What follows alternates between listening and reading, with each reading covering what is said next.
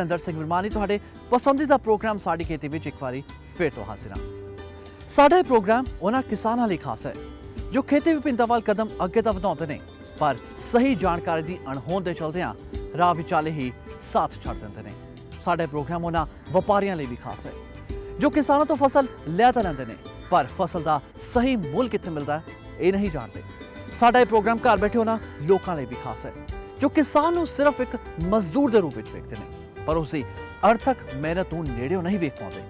तो चलो फिर करते हैं प्रोग्राम का आगाज, वेखते हैं अज दे इस प्रोग्राम विच की कुछ वेखण नूं मिलेगा खास।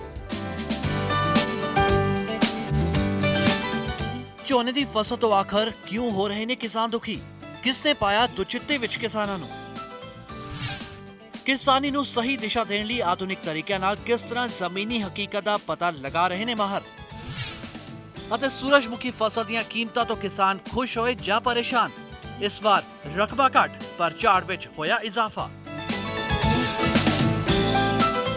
ਅਸੀਂ सब वक-वक जिंदगी जिउंदे हां, हसदे हां, खेडदे हां, जो दिल करदा है खा लैंदे हां, अखबारां पढ़दे हां पर तेज रफ्तार जिंदगी विच भुल जांदे हां कि कोई है जो साडा मेरा तुहाडा ध्यान रखदे है। जी हां, किसान। तो चलो फिर वेखदे हां इस हफ्ते किसानां नाल संबंधित खट्टियां मिठियां खबरां विच की कुछ रहा खास। पंजाब सरकार वालों जल वसीलियां संबंधी पैदा हो रही चिंताजनक स्थिति नाल निपटण लई जल वसीलियां दी संभाल दी जरूरत ते जोर दिता जा रहा है ਅਤੇ ਨਾਲ ਹੀ ਲੋਕਾਂ ਨੂੰ ਇਹ ਸਮਝਾਉਣ ਦੀ ਕੋਸ਼ਿਸ਼ ਵੀ ਕੀਤੀ ਜਾ ਰਹੀ ਹੈ ਕਿ ਪਾਣੀ ਦੀ ਮਹੱਤਤਾ ਅਤੇ ਇਸ ਦੀ ਸੀਮਤ ਸਮਰੱਥਾ ਨੂੰ ਵੇਖਦੇ ਹੋਏ ਕੁਦਰਤ ਦੇ ਇਸ ਵਰਦਾਨ ਨੂੰ ਸੰਭਾਲਣ ਦੀ ਬਹੁਤ ਜ਼ਿਆਦਾ ਲੋੜ ਹੈ। पानी के घट रहे सरोता और बढ़ रहे जल प्रदूषण को वेखते हुए 1993 तो विश्व जल संभाल दिवस मनाया जा रहा है पर फिर भी आम जनता विच वो जागरूकता पैदा नहीं हो सकी जो पैदा की जानी चाहिए सी। राज सरकार ने सतलुज, ब्यास और घग्गर नदियों को साफ करने लिए एक व्यापक प्रोग्राम शुरू किया जिस लिए 2332 करोड़ रुपए खर्चे जा रहे हैं पर गुआढ़ी राज्यां हरियाणा ते हिमाचल प्रदेश वालों इन्हां दरियावां विच लगातार गंदा पानी छड्डे जाण कारण इन्हां नूं पूरी तरह साफ करन संबंधी 100% नतीजे कढण विच दिक्कत आ रही है। सरकार वालों धरती हेठले पानी की हदों वध वरतों नूं रोकण लई झोने की थां बासमती अते मक्की की फसल की बिजाई नूं उत्साहित किया जा रहा है। राज सरकार ने अगले 3 सालों में बासमती हेठ रकबा 5 लाख हैक्टेयर तो वधा के 10 लाख हैक्टेयर करने की रणनीति बनाई है अते इस दी बरामद लई टैक्सां विच कई तरह की छूटां का ऐलान भी किया है। इस तरह ही राज सरकार ने किसानों मक्की की बिजाई लई उत्साहित करने लई मक्की के बीज ते 75% सबसिडी देने का फैसला किया है। पहला यह सबसिडी राज के 10 जिलों में दी जाती सी अते हुण यह सबसिडी समूचे राज विच देने का ऐलान किया गया तां जो किसानों का झोने तो रुख मोड़िया जा सके। पंजाब के मुख्यमंत्री प्रकाश सिंह बादल ने प्रधानमंत्री डॉक्टर मनमोहन सिंह के निजी दखल की मंग करदिआं उन्होंने अपील की है कि वह भारत सरकार के ऊर्जा मंत्रालय नूं खेतीबाड़ी लई सोलर पंप के प्रोग्राम ते मुड़ विचार करने लई कहण। मुख्यमंत्री ने इसकी सबसिडी नूं मुड़ 80% बहाल करने ते जोर दिता है तां जो पंप लगाउण लई लोड़ींदी बाकी 10% राशि सूबा सरकार अते 10% लाभपात्री वालों दित्ती जा सके। प्रधानमंत्री नूं एक पत्र विच मुख्यमंत्री ने उन्हां नूं जाणू करवाया कि 2000-2001 तो 2003-2004 के समय दौरान मंत्रालय वालों सोलर वाटर पंप लगाउण लई उसकी कुल कीमत 80% सबसिडी दी जाती सी जिस नाल पंजाब ने इस दे उच्चतम टीचे नूं प्राप्त करदे होया 1850 सोलर पंप लगाए सन पर 2004-2005 विच भारत सरकार वालों यह सबसिडी घटा के पंप लगाउण दी कुल कीमत का 30% कर दिते जाण नाल किसानां नूं बाकी रहिंदी 70% रकम जो कि बहुत ज्यादा है खर्चनी पैंदी है। पंजाब विच 10 लाख खेतीबाड़ी पंप सैट मौजूद ने जिस कारण इस सैक्टर लई लोड़ींदी बिजली पंजाब दी कुल खपत का 25% बनता है। पंजाब सरकार मुताबक जदों सिंचाई लई लोड़ दी मंग नहीं होंदी तां किसान इस नूं अपने फार्म हाउस दे कुछ लोड़ दी जरूरत पूरा करने लई वरत सकता है। उन्होंने यह भी कहा कि इस प्रणाली नूं लगाउण दी अंदाजन कीमत 4.5 लाख रुपए है अते सबसिडी दी मौजूदा 30% दी दर नाल किसान इस दा बकाया 70% कीमत जो कि 3 लाख रुपए तो वध बनती है नूं पूरा करने विच असमर्थ है जिस कारण वो इस नूं लगवाउण तो झिझकदा है। गौरतलब है कि सूरजी ऊर्जा प्रोग्राम की समर्था बहुत ज्यादा है क्योंकि इस नूं विकेंद्रित ढंग नाल वरत के खेतीबाड़ी पंपां नूं चलाउण लई वधिया ढंग नाल अमल विच लिआंदा जा सकदा है। बरनाला विच अपने हक्कां लई संघर्ष कर रहीआं पंजाब दीआं 17 किसान मजदूर जथेबंदियां वल्लों बिजली की माड़ी सप्लाई होण कारण पावर कारपोरेशन दफ्तर सामने रोस प्रदर्शन किया गया। ਪ੍ਰਦਰਸ਼ਨਕਾਰੀ ਕਿਸਾਨਾਂ ਮੁਤਾਬਕ ਬਰਨਾਲਾ ਜ਼ਿਲ੍ਹੇ ਵਿੱਚ ਕਿਸਾਨਾਂ ਨੂੰ ਬਿਜਲੀ ਮਹਿਜ਼ 4 ਤੋਂ 5 ਘੰਟੇ ਹੀ ਮਿਲਦੀ ਹੈ, ਜਦਕਿ ਸਰਕਾਰ ਨੇ 10 ਜੂਨ ਤੋਂ 8 ਘੰਟੇ ਨਿਰਵਿਘਨ ਬਿਜਲੀ ਦੇਣ ਦਾ ਵਾਅਦਾ ਕੀਤਾ ਸੀ। ਇਸ ਮੌਕੇ ਕਿਸਾਨਾਂ ਨੇ ਪਾਵਰਕਾਮ ਤੇ ਸਰਕਾਰ ਖਿਲਾਫ ਨਾਅਰੇਬਾਜ਼ੀ ਵੀ ਕੀਤੀ। ਕਿਸਾਨਾਂ ਨੇ ਮੰਗ ਕੀਤੀ ਹੈ ਕਿ ਜ਼ਿਲ੍ਹੇ ਵਿੱਚ ਖੇਤੀ ਸੈਕਟਰ ਲਈ ਪੂਰੇ 8 ਘੰਟੇ ਲਗਾਤਾਰ ਬਿਜਲੀ ਸਪਲਾਈ ਦਿੱਤੀ ਜਾਏ ਅਤੇ ਸ਼ਹਿਰੀ ਖੇਤਰ ਲਈ 24 ਘੰਟੇ ਬਿਜਲੀ ਸਪਲਾਈ ਯਕੀਨੀ ਬਣਾਈ ਜਾਏ ਅਤੇ ਨਾਲ ਹੀ ਕਿਸਾਨਾਂ ਨੂੰ ਪਾਏ ਗਏ ਫੁਟਕਲ ਖਰਚੇ ਫੌਰਨ ਰੱਦ ਕੀਤੇ ਜਾਣ। एक 8 घंटे बिजली सप्लाई वादा किया सरकार ने भी असीं 8 घंटे बिजली देवांगे, वो 4.5 घंटे करती सी जे रब ना मीह पाउंदा कुछ इलाकिਆਂ 'ਚ। ਜਿਹੜਾ बिजली बोर्ड ਵੱਲੋਂ लगातार ਭਾਰ ਪਾਇਆ ਜਾ ਰਿਹਾ ਹੈ, ਅਸੀਂ ਉਹਦੇ ਖਿਲਾਫ 17 ਮਜ਼ਦੂਰ ਕਿਸਾਨ ਜਥੇਬੰਦੀਆਂ ਵੱਲੋਂ ਹੋਰ ਵੀ ਤਿੱਖਾ ਸੰਘਰਸ਼ ਕਰਾਂਗੇ ਤੇ ਅਸੀਂ ਲਾਹੇਵੰਦ ਕਰਕੇ ਲੋਕਾਂ ਨੂੰ ਪਿੰਡਾਂ ਦੇ ਵਿੱਚ ਜਾ ਕੇ ਇਹ ਸੰਘਰਸ਼ਾਂ ਦੇ ਰਾਹੀਂ ਆਪਦੀਆਂ ਮੰਗਾਂ ਮਨਾਉਣ ਲਈ ਜੱਦੋ-ਜਹਿਦ ਕਰਦੇ ਰਹਾਂਗੇ। ਕੋਈ ਵੀ ਕੰਮ ਸ਼ੁਰੂ ਕਰ ਲਓ, ਪਰੇਸ਼ਾਨੀਆਂ ਕਦੇ ਵੀ ਸਾਥ ਨਹੀਂ ਛੱਡਦੀਆਂ। ਝੋਨੇ ਦੀ ਫਸਲ ਉਗਾਉਣ ਤੋਂ ਪਹਿਲਾਂ ਵੀ ਕਿਸਾਨਾਂ ਨੇ ਚੰਗੀ ਤਰ੍ਹਾਂ ਜ਼ਮੀਨ ਦੀ ਤਿਆਰੀ ਕੀਤੀ, ਖਾਦ ਦਾ ਇਸਤੇਮਾਲ ਕੀਤਾ, ਮਾਹਰਾਂ ਦੀ ਸਲਾਹ ਮੁਤਾਬਕ ਹੀ ਸਮੇਂ ਸਿਰ ਫਸਲ ਲਗਾਈ। ਪਰ ਹੁਣ ਇਸੇ ਫਸਲ ਤੇ ਕੀੜਿਆਂ ਨੇ ਹਮਲਾ ਸ਼ੁਰੂ ਕਰ ਦਿੱਤਾ ਹੈ। ਕਈ ਕਿਸਾਨ ਤਾਂ ਹਾਲਾਂ ਵੀ ਮਾਹਰਾਂ ਦੀ ਸਲਾਹ ਮੁਤਾਬਕ ਹੀ ਕੀਟਨਾਸ਼ਕਾਂ ਦਾ ਇਸਤੇਮਾਲ ਕਰ ਰਹੇ ਨੇ, ਪਰ ਕੁਝ ਕਿਸਾਨ ਗਿਆਨ ਦੀ ਘਾਟ ਹੋਣ ਕਰਕੇ ਇਸ ਫਸਲ ਤੇ ਅੰਨ੍ਹੇਵਾਹ ਸਪਰੇ ਕਰ ਰਹੇ ਨੇ, ਜਿਸ ਕਾਰਨ ਫਸਲ ਬੁਰੀ ਤਰ੍ਹਾਂ ਨਾਲ ਬਰਬਾਦ ਹੋ ਰਹੀ ਹੈ। ਉਪਾਅ ਬਹੁਤ ਹੀ ਸੌਖਾ ਹੈ, पर जरूरत है ध्यान देने की।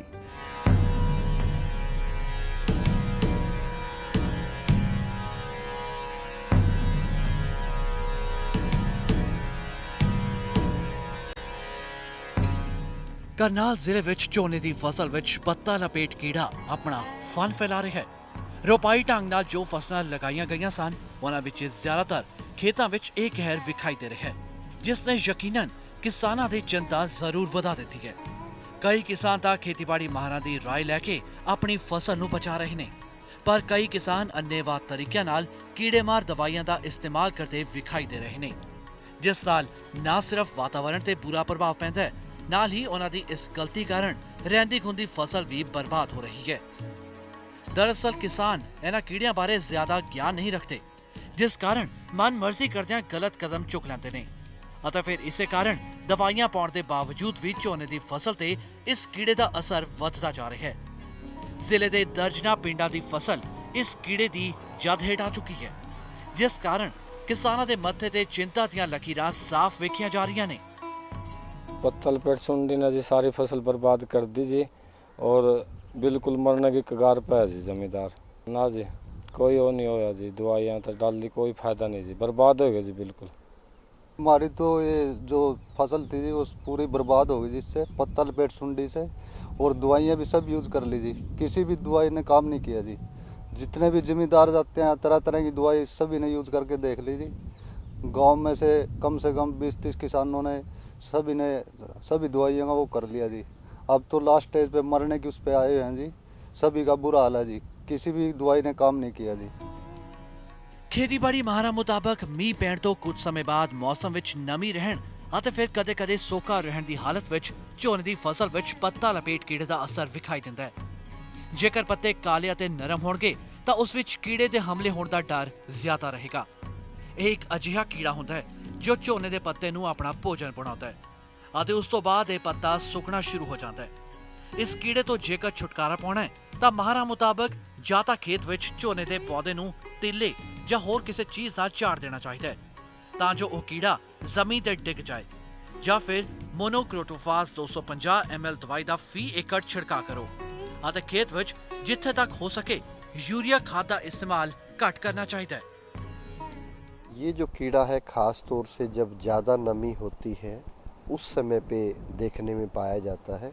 जब भी अधिक बारिश के बाद कई दिन तक बारिश ना हो, जहाँ पे बदल का मौसम बना रहे, थोड़ी छाया की स्थिति हो, तो ये सुंडी आ जाती है।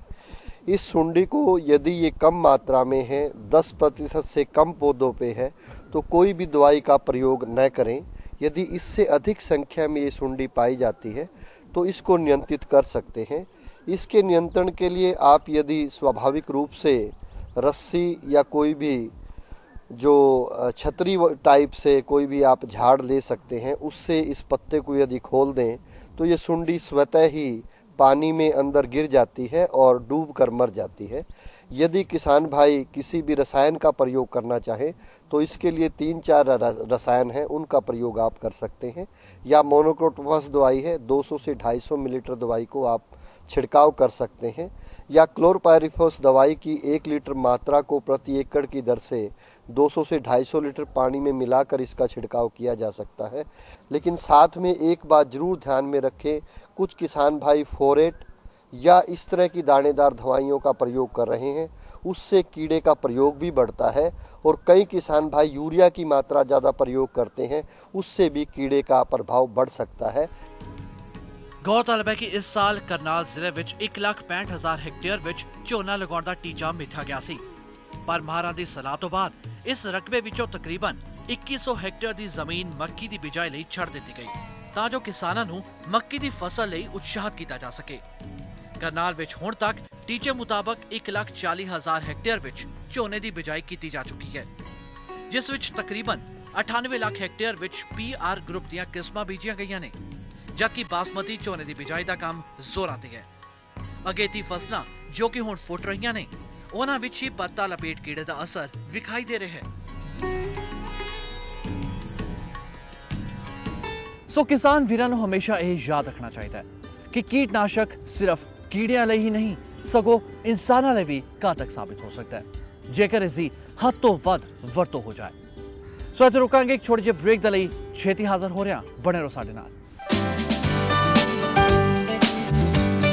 ब्रेक तो बाद वेखो किसानी ਨੂੰ ਸਹੀ ਦਿਸ਼ਾ ਦੇਣ ਲਈ ਆਧੁਨਿਕ ਤਰੀਕਿਆਂ ਨਾਲ ਕਿਸ ਤਰ੍ਹਾਂ ਜ਼ਮੀਨੀ ਹਕੀਕਤ ਦਾ ਪਤਾ ਲਗਾ ਰਹੇ ਨੇ ਮਾਹਰ, ਅਤੇ ਸੂਰਜਮੁਖੀ ਫਸਲ ਦੀਆਂ ਕੀਮਤਾਂ ਤੋਂ ਕਿਸਾਨ ਖੁਸ਼ ਹੋਏ ਜਾਂ ਪਰੇਸ਼ਾਨ।